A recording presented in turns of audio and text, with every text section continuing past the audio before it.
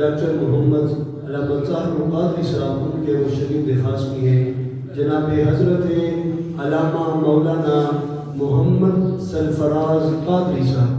نحمده ونصلي ونسلم على رسوله النبي الأمين المكين الحنين الكريم الرؤوف الرحيم، أما بعد فأعوذ بالله من الشيطان الرجيم، بسم الله الرحمن الرحيم۔ قال الله تبارك وتعالى في القرآن العظيم: حتى إذا بلغ أشده وبلغ 40 سنة، صدق الله العظيم وصدق رسوله النبي الكريم الأمين۔ آپ سب کو آج کے اس 3 روزہ درس عرفان قرآن کی پہلی نشست کے انعقاد پر میں 100 بار مبارکباد پیش کرتا ہوں۔ آج کی نوجوان نسل دین سے دور کیوں؟ یہ سوال ہر شخص کے ذہن میں ہے کہ جو وقت گزر رہا ہے، وقت کے گزرنے کے ساتھ ہماری آنے والی نسلیں دین سے دور ہوتی چلی جا رہی ہیں، اور میں آج بالخصوص یہ جو 40 برس سے کم عمر کے لوگ بیٹھے ہیں، میں سب سے مخاطب ہوں، مگر بالخصوص آپ سے مخاطب ہوں۔ کتنی عمر بولیے؟ 40 برس، کیونکہ یہ 40 کا عدد اللہ رب العزت کے ہاں بڑی ہی اہمیت کا حامل ہے۔ میں نے سورہ احقاف کی آیت نمبر 15 تلاوت کی۔ آئیے ڈائریکٹ میں گفتگو کا آغاز کرتا ہوں کہ پہلے تو یہ ہم سمجھتے ہیں کہ یہ جو عمر ہے، جوانی کی عمر، اس کو اللہ رب العزت کس نظر سے اور کس رحمت کی نگاہ سے دیکھتا ہے۔ رب کائنات نے سورہ احقاف کی آیت نمبر 15 میں بچے کے پروسیس کو بیان کیا، اس کی ولادت سے لے کر اس مرحلے کو بیان کیا۔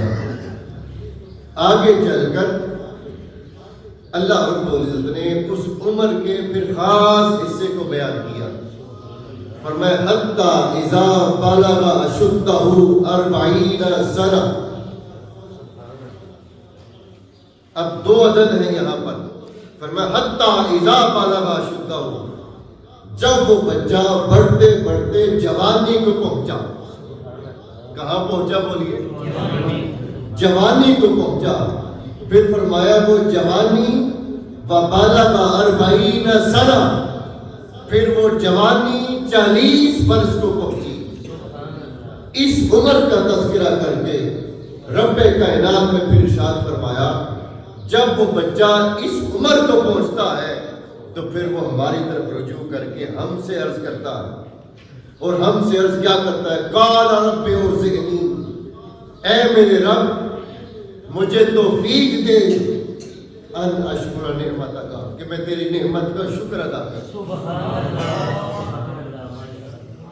یعنی شکر تو ہر عمر میں ہے، مگر آپ دیکھیے اللہ نے 40 برس کی عمر کا ذکر کر کے پھر فرمایا جب وہ اس عمر کو پہنچا تو اس نے عرض کی قال رب اوزعنی، اے میرے رب مجھے اب توفیق دے کہ میں تیرا شکر ادا کروں، تیری نعمت کا شکر ادا کروں، وہ نعمت جو تو نے مجھ پر کی اور میرے والدین پر کی۔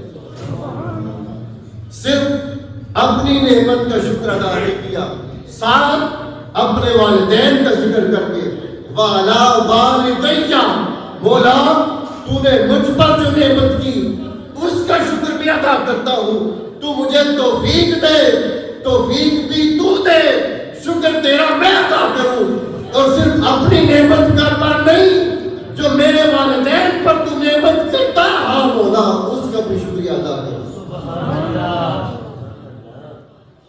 شکر تو ہر عمر میں ہے، مگر اللہ نے اس جوانی کے پیریڈ کو جو 20 مفسرین نے لکھا جو 18 سال سے شروع ہوتا ہے اور پھر 40 سال تک، یہ جو ٹائم پیریڈ ہے اللہ کے ہاں یہ سب سے زیادہ مقبولیت کا حامل ہے۔ اور حافظ ابن کثیر نے یہاں لکھا کہ اللہ نے اس عمر کو کیوں بیان کیا؟ اس وجہ سے کہ یہ جو عمر ہے، اس عمر میں سب سے زیادہ انسان حق کو قبول کرنے والا ہوتا ہے، ہدایت کو قبول کرنے والا ہوتا ہے، حقانیت پر ایمان لانے والا ہوتا ہے۔ اور یہ عمر جنون کی عمر ہوتی ہے، یہ عمر کچھ کرنے کی عمر ہوتی ہے، یہ عمر اپنی قوم کے لیے، اپنی ملت کے لیے، اپنے دین کے لیے، اپنے قبیلے اور معاشرے کے لیے، اپنے ملک اور دیش کے لیے کچھ کرنے کی عمر ہوتی ہے۔ اس لیے رب کائنات نے اس عمر کا ذکر کر کے فرمایا، جب وہ اس عمر کو پہنچتا ہے پھر وہ کہتے مولا اب میں مجھ پر تمہیں نعمتیں کی، اب وقت ہے کہ میں کچھ کر کر تیری نعمتوں کا شکر ادا کروں۔ یہ عمر سب سے زیادہ اہمیت کی حامل ہے۔ کہاں تک میں نے بولا 40 سال۔ آپ میں سے اکثر لوگ اسی عمر کے بیٹھے ہیں مسجد میں۔ آج کا نوجوان، اور پھر آپ تو شہر اقبال میں بیٹھے ہیں، اقبال نے تو ایڈریس ہی نوجوانوں کو کیا۔ اقبال کی تعلیمات تو ہے ہی جوانوں کے لیے۔ اقبال تو کبھی اپنے جوان کو شہید بنانا چاہتے، کبھی باکردار بنانا چاہتے، کبھی ہر قسم کے عیب سے دور کرنا چاہتے۔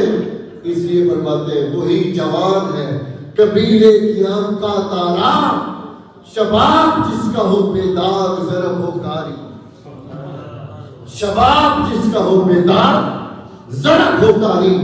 شہر اقبال کے شہینوں، اقبال نے نوجوانوں کو مخاطب کر کے فرمایا تھا، اے جوان اگر تیری عمر، تیرا شباب بیدار ہو، پھر جب تو ضرب مارتا ہے تو تیری ضرب کاری ضرب ہوتی ہے، پھر تیرا وار کارا و کاری ضرب کا وار ہوتا ہے، کیونکہ اس عمر میں اللہ رب العزت اپنی خاص نعمتیں نازل فرماتا ہے۔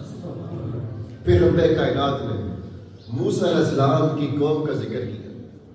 اب سنتے چلے جائیں، ابھی میں نے سورہ احقاف پڑھی، پھر سورہ یونس میں رب کائنات نے موسیٰ علیہ السلام کی قوم کا ذکر کیا۔ اب جوانوں سنو، اللہ نے ان کے ایمان لانے والوں کا ذکر کیا، فرمایا فما آمن، کوئی ایمان نہیں لایا موسیٰ پر سوائے الا ذریۃ، سوائے نوجوانوں۔ موسیٰ علیہ السلام پر ایمان کوئی نہیں لایا تھا، فما آمن موسیٰ الا ذریۃ من قومہ، ان کی قوم سے جب ہر کوئی فرعون کے جبر سے، ظلم سے ڈر کر بھاگ رہا تھا، کچھ نوجوان تھے جو آگے بڑھے، آگے بڑھ کے کہتے ہیں اے اللہ کے نبی موسیٰ، سارے ڈر کے فرعون سے بھاگ کے ہم نوجوان ہیں، ہم آپ کے ہاتھ پر ایمان لاتے ہیں۔ اللہ نے فرمایا جب سارے فرعون سے خوف زدہ تھے، کچھ نوجوان تھے جو ان کے قدموں میں آ کے بیٹھ گئے تھے اور ان کی صف میں کھڑے ہو گئے تھے۔ رب کائنات نے پھر یہاں جوانوں کا ذکر کیا، فرمایا وہ جوان تھے، کیونکہ جوانی کی عمر میں سب سے زیادہ انسان ہدایت کو قبول کرنے والا ہوتا ہے۔ صحابہ کرام کی بھی بات کریں تو اکثر صحابہ جو ایمان لا رہے تھے حضور پر، وہ سارے جوان تھے۔ جب ان کے بڑے اور بزرگ حضور کے خلاف کھڑے تھے اور جنگوں میں جاتے تھے اور مصطفیٰ کو ختم کرنے کی ترکیبیں بناتے تھے، انہی کے بچے، انہی کے جوان مصطفیٰ کے غلام بنتے چلے جا رہے تھے۔ سیدنا عمر فاروق 30 سال کی عمر میں ایمان لائے، حتیٰ کہ سیدنا صدیق اکبر کی عمر مبارک میں بھی 40 برس نہیں ہوئی تھی، 38 سال تھی۔ اکثر صحابہ جوانی کی عمر میں تھے جو حضور پر ایمان لا رہے، بہت کم صحابہ جو بڑی عمر کے تھے۔ تو یہ جو جوانی کی عمر ہے، پہلے تو میں یہ آپ سے عرض کرنا چاہتا ہوں، آپ اس عمر کو پہچانو، زیادہ وقت نہیں لگے گا عمر ڈلتے ہوئے، عمر ڈل جائے گی، مگر یہ جو چند سال آپ کے پاس نعمت کے ہیں، ان سالوں کو پہچانو، ان سالوں کی قدر کرو، یہی وہ سال ہے۔ اگر کوئی ایک بھی آپ میں سے اقبال کا شہید اٹھ کھڑا ہوا تو اس امت مسلمہ کا مقدر بدل سکتا ہے۔ ایک جوان بھی اگر اٹھ کھڑا ہوا اور اقبال کے پیغام کو، آقا صلی اللہ علیہ وسلم کے قرآن اور مصطفیٰ کی حدیث کو اپنے سینے میں اتار لیا، وہ ایک جوان بھی امت مسلمہ کا مقدر بدل سکتا ہے۔ آج ہر روز جب فلسطین کے بچوں کی ویڈیوز دیکھتے ہیں تو آنکھیں نم ہوتی ہیں، دل تڑپتے ہیں۔ جب میں نے وہ ایک بوڑھے باپ کی ویڈیو دیکھی، اپنے چھوٹے چھوٹے بچوں کو، شہداء کی لاشوں کو سامنے دیکھ کر، ان سے کفن میں لپٹے ہوئے بچوں کو دیکھ کر کہہ رہا تھا، اے بیٹے جب قبر میں جاؤ تو اپنے آقا سے شکایت کرنا، آپ کی امت نے ہماری مدد نہیں کی۔ وہ بچے، وہ بوڑھے، وہ عورتیں جو فلسطین میں بیت القدس کی حفاظت کرتے ہوئے اپنا سب کچھ قربان کر رہے، دو مہینے گزر گئے، کھانے کو نہیں ملا، 2 مہینے بعد روٹی ملی، دیکھ کر آنکھوں میں آنسو آ گئے، کہتے 2 مہینے بعد آج روٹی دیکھی ہے۔ وہ آج بیت القدس کی حفاظت کے لیے سب کچھ قربان کر رہے، پوری امت میں سے کوئی ایک ان کے ساتھ کھڑا ہونے والا نظر نہیں آتا۔ اگر جوانوں کو ایک جوان بھی موسیٰ علیہ السلام کی قوم کی طرح اٹھ کھڑا ہوا اس ظلم اور جبر کے خلاف، یقیناً امت مسلمہ کا مقدر بدل جائے گا۔ آپ میں سے ہر کوئی اپنی سطح کا لیڈر ہے، ہر کوئی اپنی سطح پر کردار ادا کر سکتا ہے، کیونکہ یہ جوان ہی ہوتے ہیں جن کو بدلنے کا اور ہدایت کو قبول کرنے کا اللہ نے سب سے زیادہ فہم اور ادراک دیا ہوتا ہے۔ کہ یہ جو جوانی کی عمر ہے، 2 مقام میں نے قرآن سے پڑھے۔ تیسرا مقام اصحاب کہف، ان کا واقعہ تو سن رکھا ہے، اللہ رب العزت نے ان کا بھی ذکر کیا، فرمایا وہ جو اصحاب کہف تھے وہ بھی فرمایا چند نوجوان تھے، چند نوجوان تھے اصحاب کہف جو ایمان لائے اپنے نبی پر، اپنے پیغمبر پر، اور ایمان لا کر ظلم کے خلاف کھڑے ہو گئے اور اپنے ایمان کو بچانے کے لیے نکل پڑے۔ تو یہ جو جوانی کی عمر ہے، اس عمر کو رب کائنات نے خاص اہمیت دی، فرمایا یہ جو عمر ہے، اس عمر میں کوئی کرنا چاہتا ہے کچھ تو اس پر میں بھی اپنی رحمتوں کا نزول کرتا ہوں۔ اللہ نے فرمایا جب اس عمر میں جوان پہنچتا ہے پھر میں اسے ہدایت بھی عطا کرتا ہوں، حکمت بھی عطا کرتا ہوں۔ ہدایت اور حکمت یہ دونوں نعمتیں بھی رب کائنات نے فرمائی اسی عمر میں عطا کرتا ہوں، کیونکہ اس عمر کی ہدایت اور حکمت انسانیت کے کام آتی ہے، مصطفیٰ کی امت کے کام آتی ہے، حضور کی امت کو ہدایت اور رہنمائی دینے کے کام آتی ہے۔ میں یہاں رک کر بات عرض کروں، وہ ایک نوجوان ہی تھا ڈاکٹر طاہر القادری، جو کھڑا ہوا، جس نے پوری دنیا میں 90 سے زیادہ ملکوں میں اسلام کا پرچم بلند کیا۔ جب اسلام پر دہشت گردی کا دبا لگ رہا تھا، جب اسلام کو دہشت گرد مذہب بنا کے پیش کیا جا رہا تھا، جب اسلام پر طرح طرح کے الزام تھے، وہ ڈاکٹر طاہر القادری جنگ کی سرزمین سے ایک نوجوان تھا جس نے پوری دنیا میں جا کر اسلام کا مقدمہ لڑا اور مقدمہ لڑ کے بتایا اسلام سے بڑھ کر تو پرامن مذہبی دنیا میں کوئی نہیں آیا۔ تو آپ سب نوجوان جو بیٹھے ہو، ہم سب سے پہلے اپنے آپ کو پہچانیں، ہم کیا ہیں، ہماری اہمیت کیا ہے، ہماری ذمہ داری کیا ہے، ہماری ڈیوٹی کیا ہے۔ کیا صرف اس لیے پیدا ہوئے کہ بڑے ہوں گے، جوان ہوں گے، شادی ہوگی، بچے ہوں گے اور پھر بوڑھے ہو کے قبر میں چلے جائیں گے؟ کیا دنیا میں صرف اس لیے آئے ہیں؟ نہیں، اگر تو محمد عربی کے امتی ہیں پھر اپنے لیے نہیں آئے، پھر اوروں کے لیے آئے ہیں، پھر مصطفیٰ کی امت کی خدمت کے لیے آئے ہیں، پھر مصطفیٰ کی امت کی خدمت، ڈیوٹی، ہدایت اور رہنمائی کی ذمہ داری کے لیے آئے ہیں۔ ہم میں سے ہر کوئی اپنی سطح پر کردار ادا کرے، اس لیے یہ موضوع رکھا کہ نوجوانوں اپنے آپ کو پہچانو، اپنی جوانی کو پہچانو، اپنی اس عمر کی قدر کرو. یہ عمر گزر جائے گی، پھر ہاتھ کچھ نہیں ہوگا. اب اللہ رب العزت نے اس عمر کی عبادت کو کتنا پسند کیا. بخاری اور مسلم کی متفق علیہ حدیث، آقا السلام نے فرمایا جب اس عمر میں کوئی بندہ اللہ کی عبادت کرتا ہے اور توبہ کر کے اللہ کی طرف لوٹتا ہے. میرے بھائی نوجوان، یہ رمضان کا آج دوسرا روزہ ہے. یہ رمضان ہماری زندگیوں کو بدلنے والا بن جائے، ہماری پچھلی زندگیوں سے یکسر یہ زندگی بدل جائے. رب کائنات نے نوجوان کی عبادت کو پسند کیا، اس کی توبہ کو پسند کیا. آقا علیہ السلام نے فرمایا جب کوئی نوجوان توبہ کر کے اللہ کی طرف لوٹتا ہے، ہم چاہتے ہیں نا کہ اللہ کی محبت مل جائے اور اللہ ہم سے پیار کرے. اب سنیں، اللہ تو پیار کرنے کے لیے ہمارا منتظر ہے، رب تو ہم سے محبت کرنے کے لیے ہمارا منتظر ہے. آقا علیہ السلام نے فرمایا جب کوئی نوجوان توبہ کر کے اللہ کی بارگاہ کی طرف رجوع کرتا ہے تو اللہ فرشتوں کو فرماتا ہے انظروا، اے فرشتوں دیکھو میرے اس بندے کو، اس بندے نے اپنی جوانی میرے لیے قربان کر دی.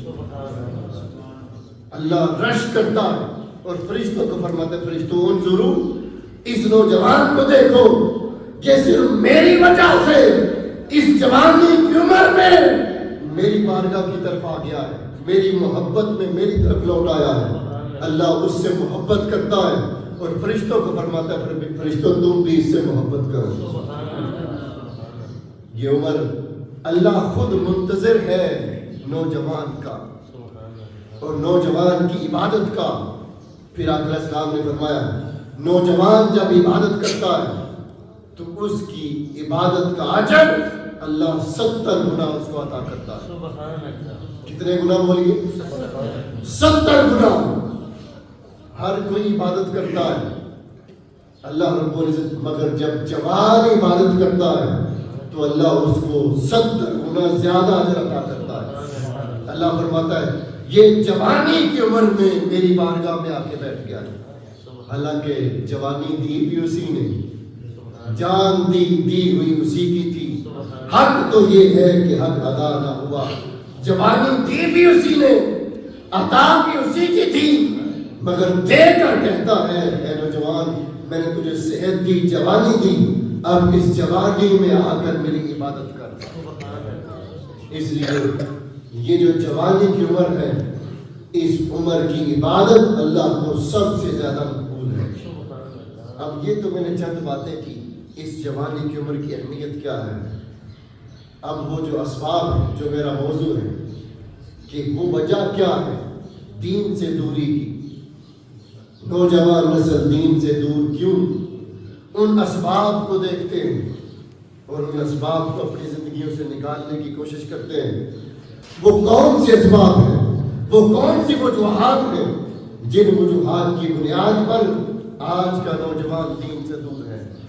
سنیے گا، اب ہے جو ہمارے بڑے اور بزرگ بیٹھے ہیں، جو والدین ہیں، سب سے بڑی وجہ دین سے دوری کی وہ یہ کہ ہماری ترجیح میں یہ نہیں رہا کہ ہماری اولادیں صالح اور نیک بنیں. ایسا ہے یا نہیں؟ ہماری ترجیحات بدل گئی، یعنی ترجیح میں یہ عمل شامل ہی نہیں. انبیاء علیہ السلام جب اللہ سے اولاد مانگتے تھے تو صرف اولاد نہیں مانگتے تھے، ساتھ دعا کرتے تھے مولا ہمیں صالح اولاد عطا فرما، نیک اولاد عطا فرما. ان کی اولاد مانگنے کی دعا کے اندر صالحیت کی دعا شامل ہوتی تھی.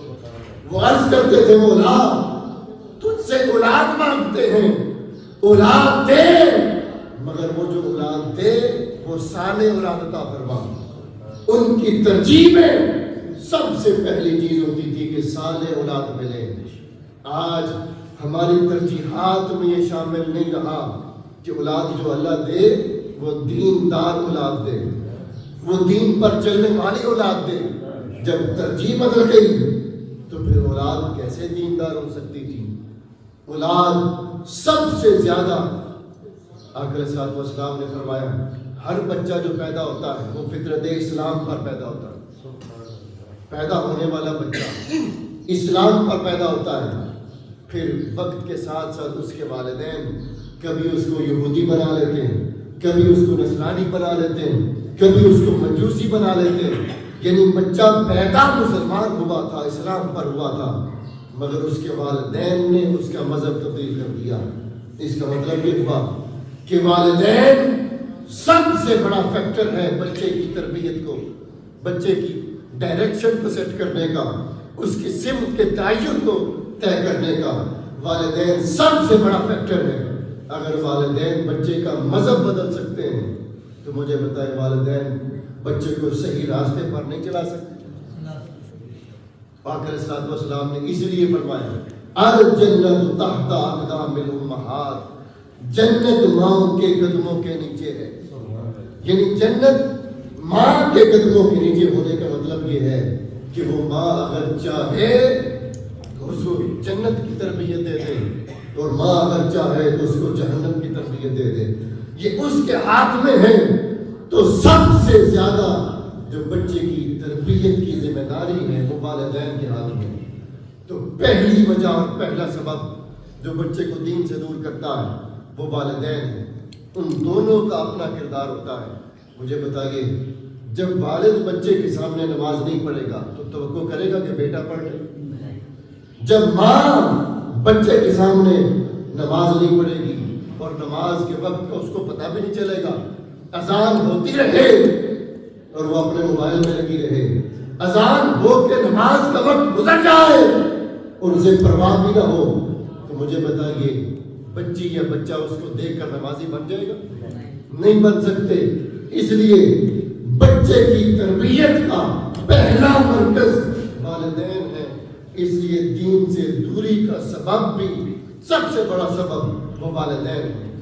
ان دونوں نے بچے کی تربیت کا تعین کرنا ہوتا ہے کہ بچے کو کس راستے پر چلانا ہے. ہم بچہ پیدا ہوتا ہے تو یہ تو تعین کر لیتے ہیں کہ بچے کو ڈاکٹر بنانا ہے, یہ انجینئر بنانا ہے, یہ بچے کو باہر بھیجنا ہے, یہ بچے کو یہ کام کروانا ہے. یہ تعین تو کر لیتے ہیں مگر یہ تعین نہیں کرتے کہ بچے کو مصطفیٰ کے دین کا نوکر بنانا ہے, بچے کو مصطفیٰ کی امت کا خادم بنانا ہے, بچے کو دیندار بنانا ہے. یہ جب ترجیح میں نہیں آتا تو پھر بچہ خود بخود کیسے دیندار بن جائے گا. تو پہلا سبب دین سے دور ہونے کا وہ آج ہمارے اپنے والدین ہیں. وہ حضور غوث الاعظم کی والدہ ہی تھی نا. جب آپ پیدا ہوئے اور بولنا شروع کیا تو 12 پاروں کے حافظ تھے.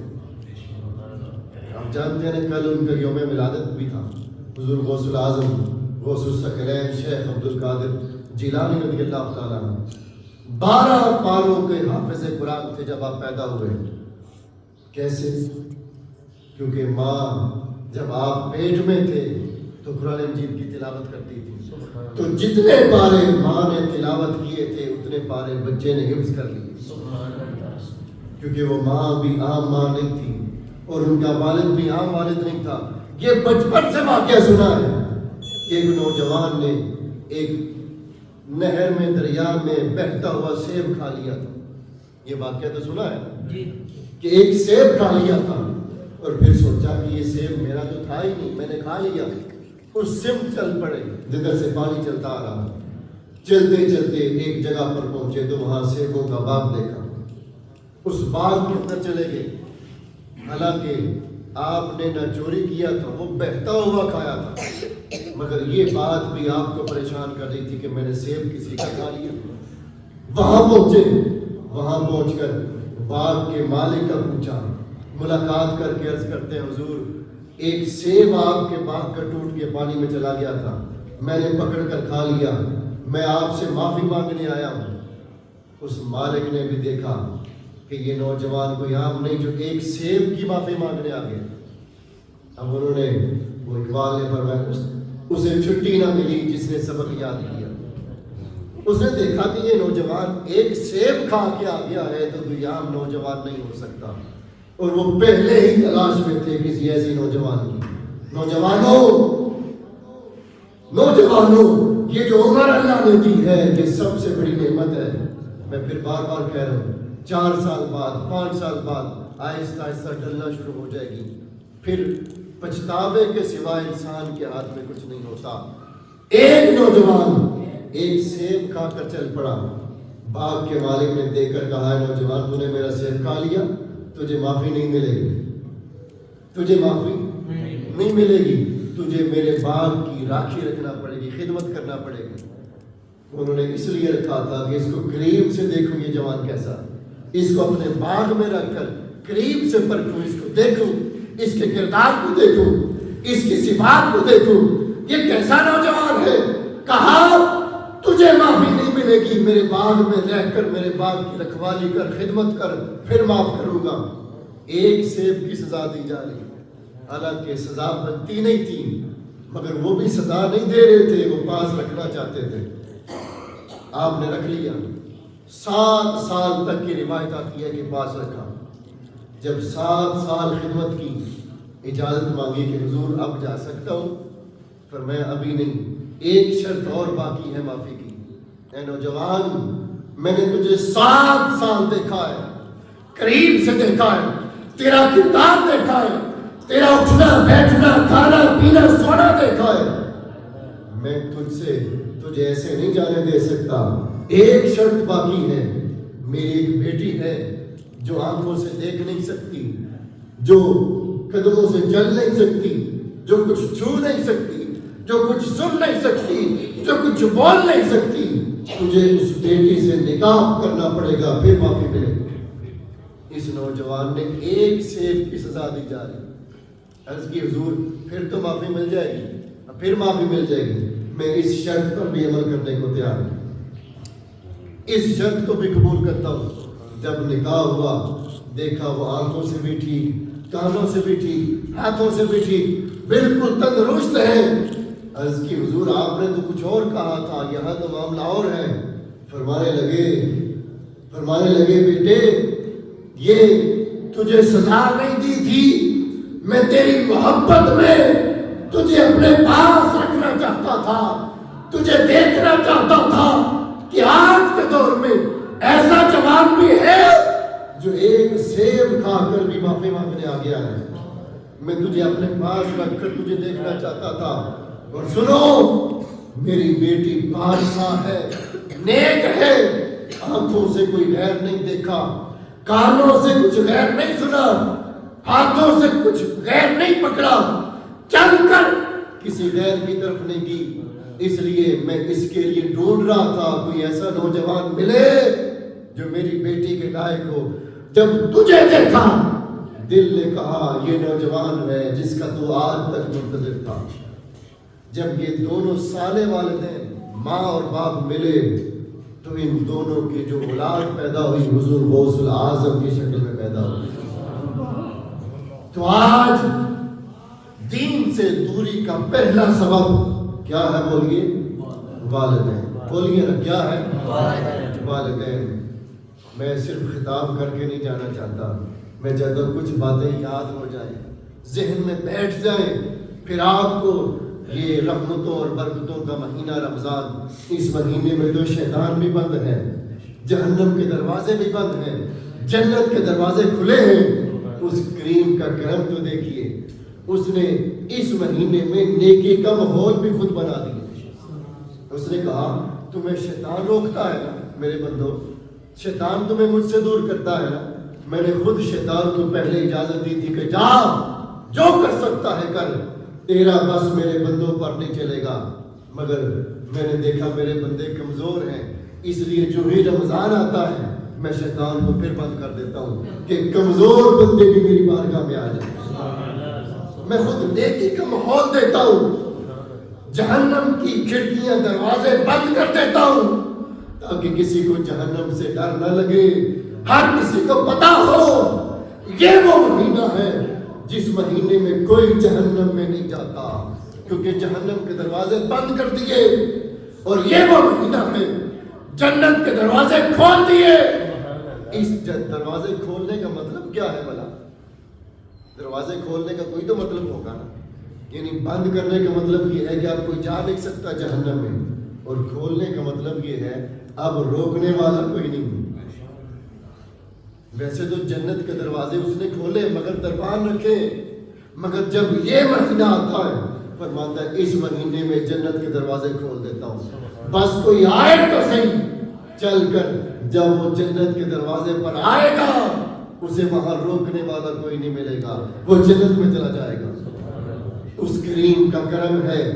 اس لیے یہ مہینہ صرف روزہ رکھنے کے لیے نہیں, اس نے روزے کا مقصد بھی بیان کیا, لعلکم تتقون, تاکہ تم پرہیزگار بن جاؤ. یہ مہینہ اپنی ذات کو بدلنے کا مہینہ ہے, اپنی ہستی کو, اپنی شخصیت کو, اپنے کردار کو, اپنے معاشرے کو, اپنے گھر کے ماحول کو, اپنے گھر میں رہنے والوں کو, اپنی اولاد کو, اپنے بہن بھائیوں کو, ان کو بدلنے کا مہینہ ہے. ہم نے تو سمجھا ہی نہیں آج تک, ہم نے سمجھا بس ایک سحری اور افطاری کر کے روزہ رکھنے کا مہینہ ہے. نہیں, یہ کردار کو بدلنے کا مہینہ ہے. تو پہلا سبب کیا ہے بولیے؟ والدین. بولیے نا, پہلا سبب کیا ہے؟ یہ جو بزرگ بیٹھے ہیں پریشان تو نہیں ہو رہے؟ نہیں, ابھی بھی اللہ نے زندگی دی ہے, صحت دی ہے, مسجد میں آ کے بیٹھے, نماز پڑھی, اس پر اس کا شکر ہے. گیا ابھی بھی ہاتھ سے کچھ نہیں, اس کی بارگاہ میں تو کوئی کمی بھی آ جائے تو قبول کر لیتا. وہ تو بیٹھے قبول کرنے کے لیے. پھر آقا علیہ الصلوۃ والسلام آپ نے جب اعلان نبوت فرمایا تو پتہ ہے کتنی عمر مبارک تھی حضور کی؟ بولیے نا جوان, 40 سال تھی. آقا علیہ الصلوۃ والسلام نے کھڑے ہو کر اپنے خاندان کو, اپنے قبیلے کو 40 سال کے بعد بتایا, لوگوں میں نبی آیا. یہ حضور نے سب سے پہلی دعوت اپنے لوگوں کو دی. اپنا خاندان ہے, قریش ہے, اپنا قبیلہ ہے, اہلیان مکہ سامنے ہے, سب سے پہلی دعوت دی حضور نے اپنے لوگوں کو سامنے کھڑا کر کے. پر میں میری طرف دیکھو لوگوں, وہ اللہ ایک ہے اور میں اس کا رسول ہوں. مجھے مان لو, میرا کلمہ پڑھ لو. نوجوانوں, آغاز دعوت کا, تبلیغ کا, حکمت کا, دانائی کا, محبت کا, پیار کا اپنے گھر سے ہوتا ہے, کسی اور سے نہیں ہوتا. سب سے پہلے حقدار ہمارے اپنے گھر والے ہوتے ہیں. اس لیے اللہ نے فرمایا قو انفسکم واہلیکم نارا. فرمایا میرے بندو اپنے آپ کو, واہلیکم, اور اپنے اہل و عیال کو میری آگ سے بچاؤ. اہلیکم نارا, دوزخ سے بچاؤ, اپنے آپ کو اور اپنے گھر والوں کو بچاؤ. آقا علیہ الصلوۃ والسلام نے اپنے قبیلے کو سامنے کھڑا کر کے فرمایا میں نبی ہوں, مجھے مان لو. آگے سے اعتراض آیا, دلیل کیا ہے؟ ہم آپ کو نبی کیوں مانیں, کس وجہ سے مانیں, دلیل کیا ہے؟ سنیے گا, حضور نے وہاں کوئی معجزہ نہیں دکھایا, کوئی معجزہ نہیں دکھایا.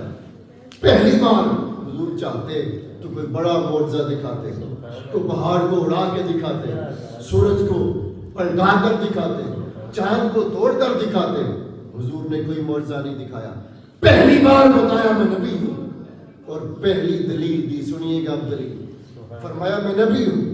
انہوں نے آگے سے عرض کی کیوں مانے, دلیل کیا ہے, کس وجہ سے مانے؟ حضور نے جو دلیل دی وہ سنیے گا. نوجوانوں, حضور فرمایا فقد لبثت فیکم عمرا من قبلہ. قرآن, حضور نے فرمایا دلیل مانگتے ہو, مجھ سے پوچھتے ہو کہ میں نبی ہوں, دلیل کیا ہے؟ فرمایا میں 40 برس کا ہوں, میرے 40 سال دیکھ لو. فقد لبثت فیکم عمرا من قبلہ, میں تمہارے اندر رہ کر 40 سال گزار کے آیا ہوں, میری عمر کو دیکھ لو, فیصلہ کر لو میں سچا ہوں یا نہیں. میں دلیل کوئی اور نہیں دیتا, میں دلیل اپنی ذات دیتا ہوں, میں دلیل اپنا کردار دیتا ہوں. 40 سال تمہارے سامنے پیش کیے. فقد لبثت فیکم عمرا من قبلہ, میں تمہارے اندر رہ کر 40 برس گزار کے آیا ہوں. کچھ اور نہ دیکھو, میری عمر کو دیکھ لو, پھر فیصلہ کر لو. میں نے آج تک جھوٹ نہیں بولا, میں نے آج تک کسی کی امانت میں خیانت نہیں کی. گواہی دیتے ہو؟ سب نے سب نے آگے سے ایک ہی جواب دیا. گواہی دیتے ہیں کہ آپ صادق ہیں, آپ جھوٹ نہیں بولتے. آپ نے فرمایا میں نے کبھی امانت میں خیانت کی؟ آگے سے ایک ہی آواز آئی. گواہی دیتے ہیں آپ امانت میں خیانت نہیں کرتے. حضور نے فرمایا پھر اگر مجھے سچا مانتے ہو, امانت دار مانتے ہو, پھر مان لو کہ میں اللہ کا سچا نبی ہوں. تو آج یہ جو عمر ہے, اس عمر کو پیش کرے معاشرے پر, ایسا کردار بنائے کہ معاشرہ خود بخود آپ کو دیکھ کر آپ کی طرف آئے, حضور کی دین کی طرف آئے. تو پہلا سبب والدین. اب میں گفتگو کو جلدی کے سمیٹنے کی طرف آ رہا ہوں. دوسرا سبب ہماری نوجوان نسل کے دین سے دور ہونے کا. دوسرا بڑا سبب وہ ہمارا تعلیمی نظام اور ہمارے تعلیمی ادارے, اس میں بشمول مدارس دینیہ, اسکول, کالج, یونیورسٹی, یہ سارے مل کر ہماری آنے والی نسلوں کو دین سے دور کر رہے ہیں. ان کا اپنا کردار ہے. وہ تعلیم, جس تعلیم نے اللہ اور اس کے رسول کے قریب کرنا تھا, وہ تعلیم ہی سبب بن رہی ہے ہمارے دین سے دوری کا. آقا علیہ الصلوۃ والسلام نے جب اللہ کی پہلی وحی نازل ہوئی تو پہلی وحی کیا تھی بلا؟ پہلی آیت کیا تھی؟ اقرأ بسم ربک الذی خلق. اتنا تو معلوم ہے نا سب. پہلی وحی نازل ہوئی اقرأ بسم ربک الذی خلق. آقا علیہ الصلوۃ والسلام نے آگے سے کیا جواب دیا؟ پر میں ما انا بقارئ, میں پڑھنے والا نہیں ہوں. کئیوں نے یہاں سے یہ ترجمہ کیا کہ حضور نے آگے سے فرمایا تھا کہ مجھے پڑھنا نہیں آتا. ایسا تو ممکن ہی نہیں تھا. یہ بات تو عقل ہی نہیں مانتی کہ حضور یہ فرماتے کہ مجھے پڑھنا نہیں آتا. اور وہ جس نے وحی بھیجی تھی وہ ایسے ہی وحی بھیج دیتا حضور کی طرف کہ پڑھنا بھی نہ آتا ہو. وحی آئی, جبرائیل امین نے تلاوت کی, اقرأ بسم ربک الذی خلق. اقرأ, پڑھیے حضور. حضور نے فرمایا ما انا بقارئ. ابھی صرف اقرا کی بات کر رہے تھے. اقرا, حضور نے آگے سے جواب دیا میں پڑھنے والا نہیں ہوں. پھر عرض کی اقرا, حضور آپ نے پھر وہی جواب دیا میں پڑھنے والا نہیں ہوں. پھر تیسری بار عرض کی اقرا, حضور نے فرمایا ما انا بقارئ, میں پڑھنے والا نہیں ہوں. جبرائیل امین پریشان ہو. اللہ نے وحی نازل کی.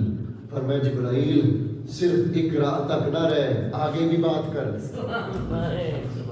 آگے بھی بات کر. جبرائیل امین نے پھر آگے بات کی. فرمایا عرض کی اقرأ بسم ربک الذی خلق. اے حبیب اب تو پڑھیے نا, اب تو آپ کے یار کا نام لے لیا. اقرأ بسم ربک الذی خلق. اب پڑھیے اپنے رب کے نام کے ساتھ جس نے پیدا کیا. جب یہ پوری آیت پڑھی, آقا علیہ الصلوۃ والسلام نے پوری آیت کی تلاوت فرمائی. یہاں سے مفسرین نے لکھا اس کا مطلب یہ تھا جب پہلے جبرائیل امین بات کر رہے تھے اقرا, تو بات واضح نہیں تھی کہ پڑھنا کیا ہے. جبرائیل کس علم کی بات کر رہے ہو؟ جبرائیل امین کس تعلیم کی بات کر رہے ہو؟ بات واضح کرو. جب کہا اقرا بسم ربک الذی خلق, بات واضح ہو گئی. جبرائیل نے عرض کی حضور میں کسی اور تعلیم کی بات نہیں کر رہا, میں اسی یار کی تعلیم کی بات کر رہا ہوں, اس کی تعلیم کی بات کر رہا ہوں. اب جب نصاب واضح ہوا کہ یہ نصاب کسی اور طرف لے جانے والا نہیں, یہ تو اللہ کی طرف لے جانے والا ہے. بات سمجھ آئی یا نہیں ہے؟ پہلے نصاب واضح نہیں تھا کہ پڑھنا کیا ہے. حضور نے فرمایا نہیں پڑھنے والا. جب نصاب واضح ہوا کہ یہ کوئی عام نصاب نہیں, یہ وہ نصاب ہے جو اللہ کے قریب کر دے گا, تب حضور نے پڑھا.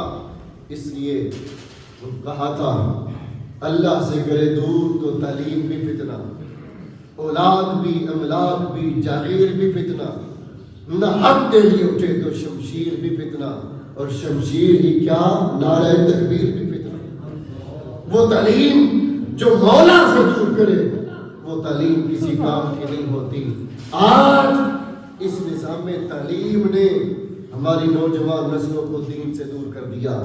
اس لیے اقبال نے فرمایا تھا گلا تو گونٹ دیا اہل مدرسہ نے تیرا, کہاں سے آئے صدا لا الہ الا اللہ. یہ صرف مدارس دینیہ کی بات نہیں کر رہے, یہ ہر تعلیمی ادارے کی بات فرما رہے ہیں. ہر تعلیمی ادارہ, اس میں یونیورسٹی بھی ہے, اس میں اسکول بھی ہے, اس میں کالج بھی ہے. ہر وہ تعلیم جو اللہ سے دور کر دے, جو صدائے حق کو بلند کرنے کا گلا بند کر دے, کہاں سے آئے صدا لا الہ الا اللہ. ہر وہ تعلیم جو رب کائنات سے دور کر دے. نوجوانوں, خود کو اس تعلیم سے دور کر دو. وہ تعلیم پڑھو, سب کچھ, سارے علوم پڑھو, میڈیکل پڑھو, سائنس پڑھو, مگر وہ علم نہ چھوڑو جو علم اللہ اور اس کے رسول کے قریب کرتا ہے.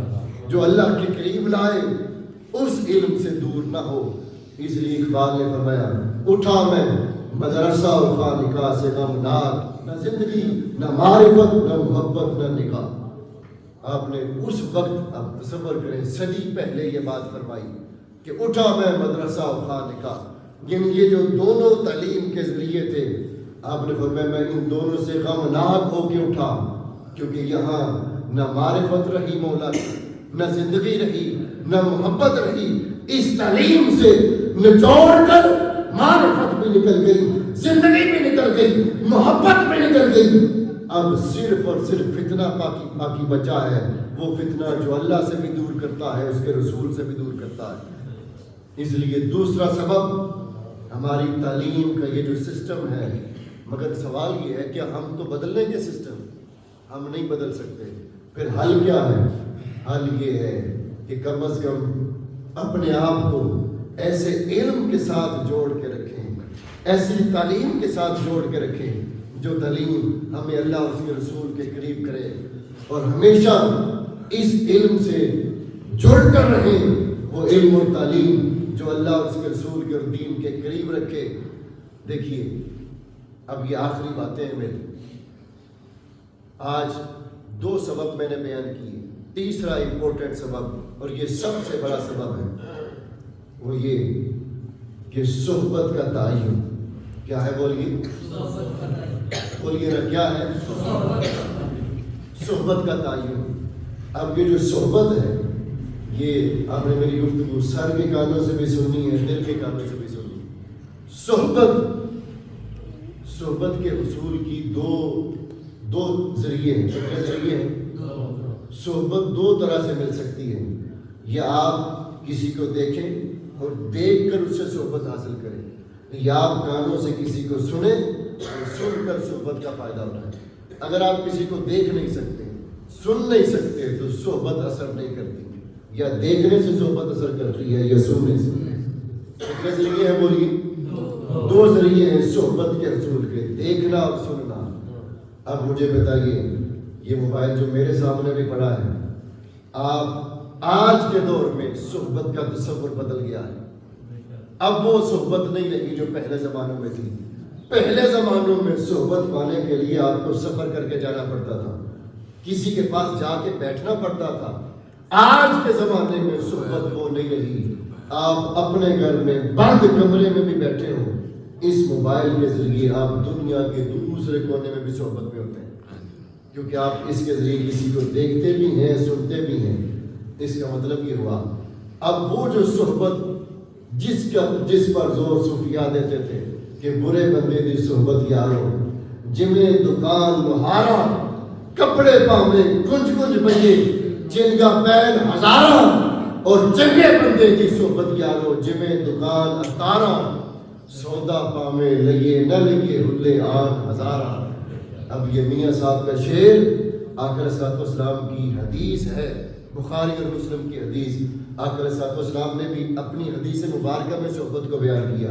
حضور نے فرمایا, اچھی اور بری صحبت کی مثال ایسے ہے جیسے کستوری والا اور بٹی یعنی لوہا تپانے والا. یہ مثال خود حضور نے دی. فرمایا اگر کستوری والے کے پاس, خوشبو والے کے پاس تم جاؤ تو 3 چیزیں ہیں, یا تو تم پیسے دے کر اس سے خوشبو خرید لو گے, اور اگر تم خرید نہیں سکتے تو پھر وہ ہو سکتا ہے تمہیں تحفے میں خوشبو دے دے. اگر تحفے میں نہیں دیتا تو جب تک تم وہاں بیٹھو گے تمہیں صحبت کا فائدہ ملتا رہے گا، اس کی خوشبو کا فائدہ ملتا رہے گا۔